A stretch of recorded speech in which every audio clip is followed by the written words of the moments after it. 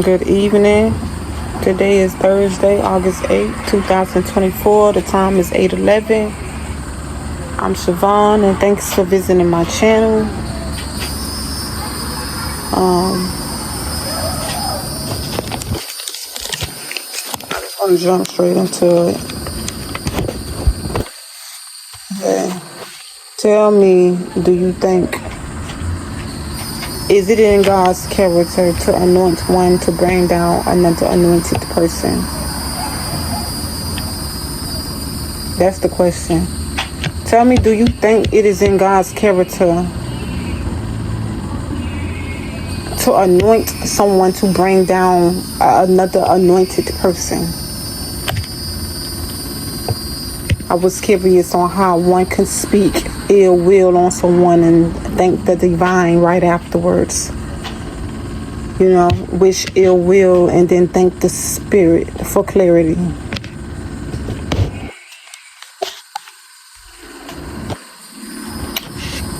I don't think that God will put a messenger of his in positions to send out disharmony in his name.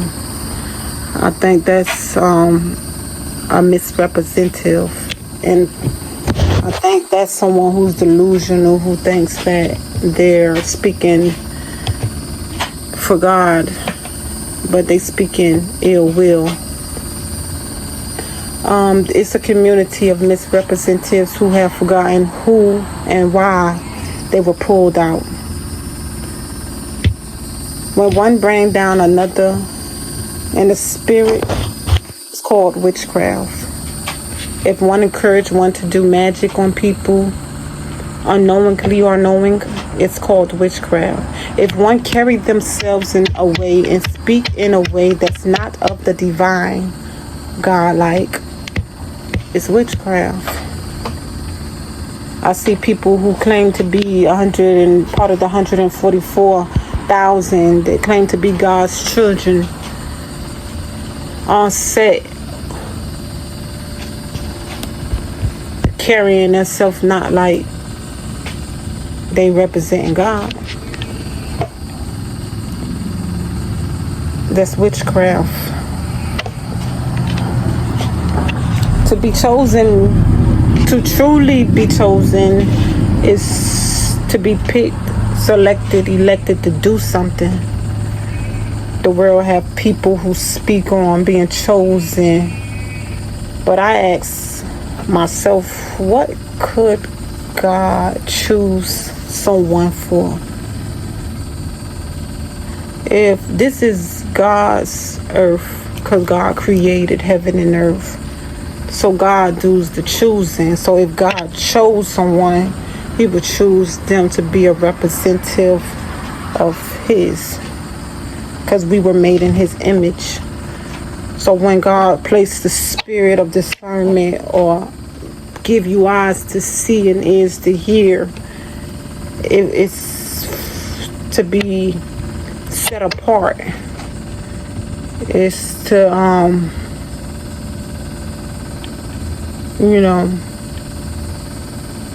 not be of the world, different, cut from a different cloth. It's extremely hard because people have been led astray, and especially by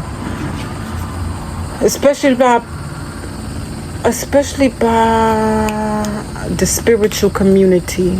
It's a community out there that's on a mission with bad intentions for the weak, claiming to be divine, and even if they are, they done sold their souls to the devil, and they don't no longer know what they're doing. God forgive them for they not know what they do wrong.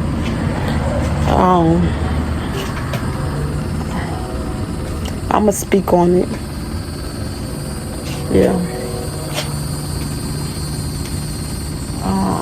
I was introduced to a community not too long ago, and it was an awakening for me. I started seeing repetitive numbers, I don't need to speak on the numbers, but I just know I was seeing repetitive numbers and syncs and synchronicities and things like that. And so I started asking about it. I didn't know anything. I don't know what's going on. I can admit that I'm one of those that was asleep, not knowing about a world that I never lived. I'm being honest. I'm gonna be real with you. I'm gonna be real with you guys. So I went to see what was these. Asking around them angel numbers. Them angel numbers. They sending you. They send you number from the universe. The universe sending me numbers. What the universe want with me? That's what I began to ask. What it was that the universe wanted with me. So as I started researching and going into it, somebody introduced me to a community I heard about but never ever entered into, because I was raised to not go into this community. I was raised that this was divination and it was against God's laws and he was against those charms. But I went in there because I'm new to this. I see what's going on. So as I enter inside this community,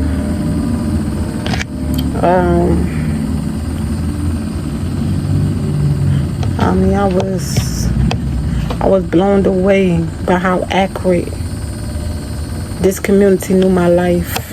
Yeah, it knew my life oh so well.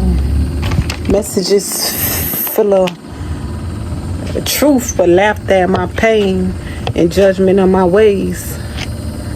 Messages that kept me, it kept me dear, because I was interested in how these people knew my life. How they do that?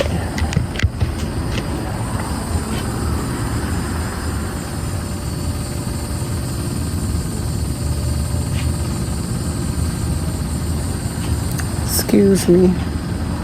Yeah. How they do that? So I started visiting other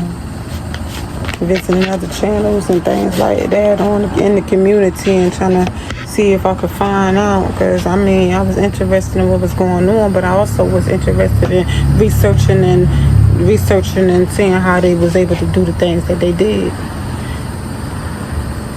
Until they started saying things that don't nobody know. They started saying, hey, $200 bills missing from out your boyfriend's safe. I'm like, well, I didn't know I took $200 from my boyfriend. And then they started saying, oh, if she wasn't doing this and doing that, like literally labeling what it was that I was doing, labeling how it was that I was living. So I started feeling the eyes on me. I started trying to figure out, well, damn, somebody is watching me. Somebody's watching me. Where is it? I'm in my room alone in my home, and I feel eyes all over me. Where is it coming from? It didn't come until I was introduced to this community. It ain't started. I ain't start feeling paranoid and started feeling like people was watching me until I was introduced to a community.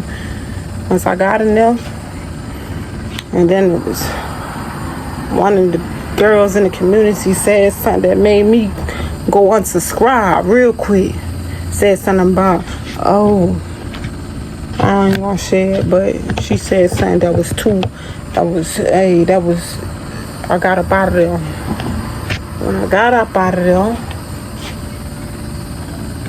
I ain't really get up out of there. I unsubscribed all the ones that I was all the people that I was codependent on inside that. I unsubscribed to them, and I still was, curious. Man, everybody started acting funny inside the community. Like they, cause I was talking back. I started trying to figure out what it was that, pussy hole, who you talking to? Huh? I'm talking back to the TV. I'm trying to figure out what it was that, who is you? Are you watching me? Later on, down the line,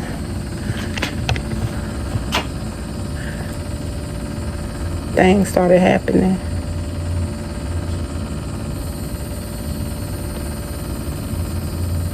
Things that I'll never forget. The community try to get me to join them. The community try to get me to join. Oh, you real intuitive. It's a Leo. She real intuitive. She need to be. You need to do what we do. You need to do what we do. Do what y'all do.